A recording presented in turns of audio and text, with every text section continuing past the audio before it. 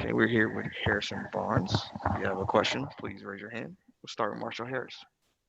You have to drag on the audio. No. Hey, Harrison.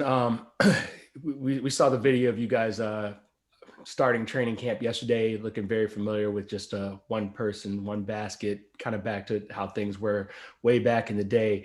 Given the short length of this training camp to even starting preseason games next week, what's going to be the biggest challenge to the start of the season for you guys as a team? I mean, just making sure that we do everything, I think, in those training sessions to make sure we're prepared. And then, off court, just making sure that, we're plugged in with our team meetings, just kind of understanding our concepts, trying to fast track as much of the training camp aspects that we're not going to get, this week. Is it reminiscent or is it helpful at all, just going back to last season, the way you guys kind of started with another edition of a kind of abbreviated training camp because of the trip to India? Does that help kind of mentally prepare you for what shortcomings you may have because you don't have more time? I think actually the bubble was a little bit similar prep to right now, just because, you have to be conscious about one, COVID safety, just, making sure you're protecting yourself and the coaches, not making sure or preventing the chance that you might miss time. We've seen how, detrimental that can be just in terms of developing chemistry and getting in a rhythm. So, I think for us, kind of having a little bit of that experience and helping the young guys just understand what it takes to be ready is important. James. How's it going, Harrison? Good. How you doing, man? Good. Hey, you guys, there's a lot of roster turnover this year coming into the season. I guess my first question would be, what did Bogey mean to you guys, and how much are you going to miss him this upcoming season? Yeah, I mean, Bogey was my guy. It's tough in this business. When you develop relationships with guys, competing against somebody and then being teammates with them, you definitely become very close. And I think, one of the things that me and the team as a whole miss about him is just what he brought every single day in terms of continuity and competitiveness. Obviously he would go out there, he would compete, he would, everyone would see that part of it. But I think in the locker room, everyone loved him and, obviously wish him the best. Now you've got some young guys now, quite a few new additions. How do you, I mean, you're the veteran now, on this team, but in the league as well. How do you take sort of this flock under your wing and help all of them out? Because there's quite a few of them.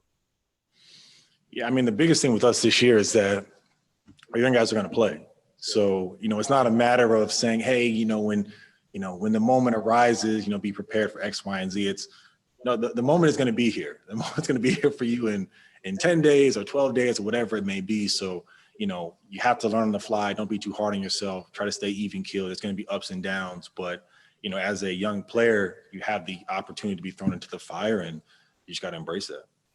Sean Cunningham. Hey, Harrison, good to see you, man.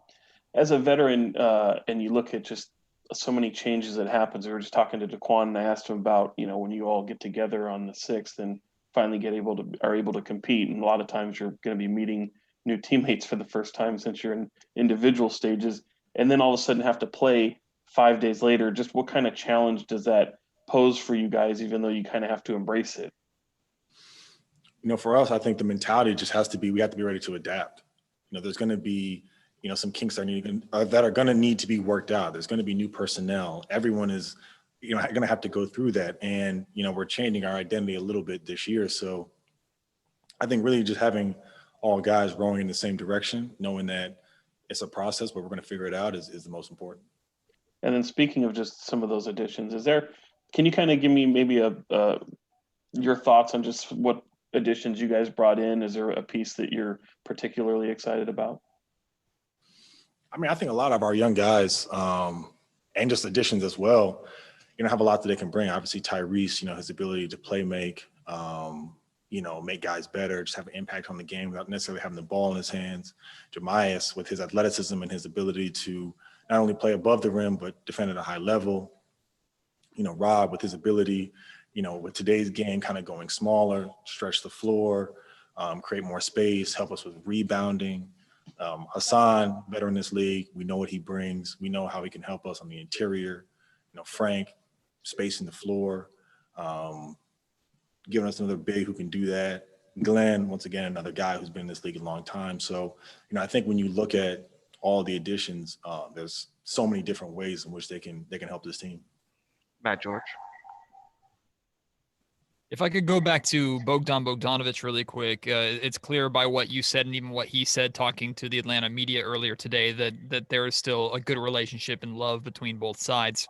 But can you understand and respect a difficult decision like that, what he went through, saying that the timing was the biggest impact on his decision, having to leave a situation that he wasn't unhappy in? Yeah, I mean, that's just part of the business. It's never easy making those type of decisions or having to be in those type of situations. And, I think everyone here can speak to Bogey loving his time here and loving, being, teammates with us, his ability to grow into the player that he is definitely, was attributed to a lot of people in this organization. And, at the end of the day, this business is different and you have to make, things happen. But like I said, I wish him nothing but the best, and, we'll still remain close. And then you just listed off a lot of the new additions to this roster. One thing Monty McNair said he was trying to do was build a very versatile lineup to be able to match up with different teams and different styles. Can you speak to, as a veteran in this league, the advantages of that versatility, what that brings this team, the confidence that brings on a night in, night out basis? When you look at where the league is going, having the ability to switch, having the ability to play small lineups, having the ability to play, multiple wings at one time, maybe having a traditional center, but not having that as well, is really where things are going. So being able to have so many different guys that we have this year, that can defend multiple positions, that are athletic, can get out and run, that's huge for us. And like I said, us changing our identity to be more committed to running and doing that will be huge. Jason Jones. Hey, what's up, Harrison? What's going on, man? Not much.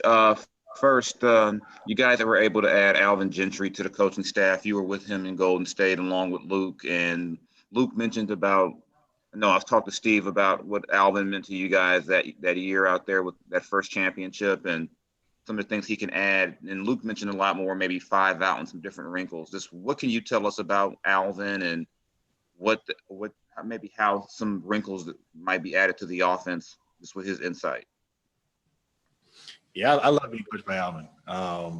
He's great. And I think his ability to communicate, he definitely loves a free-flowing offense, getting out and running. When you look at, competing against him last year, those New Orleans games, and how much of a track meet it was, I think that's a testament. And even when you go back and look at his older teams, that's always been a staple of who they've been.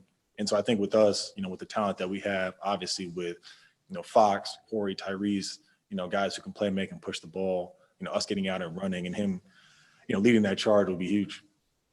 And even back to the bubble during the whole offseason this year, a lot of the players have been dedicated their time to, whether racial justice, social justice, and whatnot.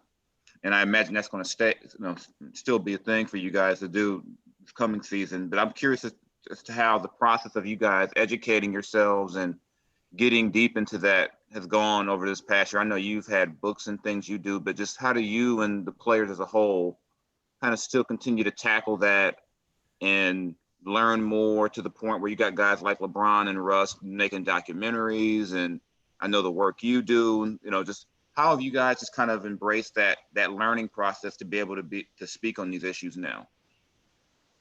During the pandemic, there was a lot of energy and activism that was going on because of the events, especially leading up into the election, encouraging people to get out and vote. And now that is over, I think there's still so much work that needs to be done, not only on the activism side, obviously the union and the league with the social coalition, and obviously the NBA Foundation in terms of more of a financial commitment to that. But, there's still, in the election that's coming up in Georgia, there's still all these other issues that are present, and guys are continuing to be educated to continue to have these conversations. So there's no doubt in my mind that you'll continue to see, whether it's from Sacramento or other players or teams in the league, more activism, more conversation, and more guys, really speaking about these issues. Jason Anderson. Hey, HB, thanks for your time today. You've talked a couple times about a changing identity this year. Number one, what is that? What do you think that looks like? What will we see that looks different?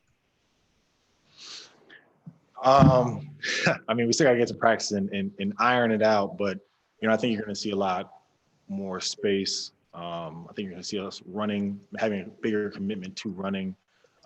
Traditionally, how we played last year, I think there's going to be some tweaks to that. Like I said, that's going to allow different ball handlers to handle, not necessarily as much of a post presence, potentially 5 out or things like that, to really just kind of open up the floor and let guys create.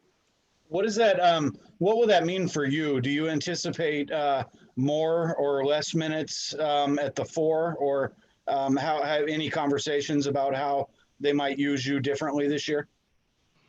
I mean, I think all that's still to be determined. Whether I'm playing primarily 3, primarily 4, bouncing back and forth, whatever it may be at this point, I think it just depends on, what the team needs. Just got time for a couple follow-ups. James Ham. Hey, what's going on, Harrison?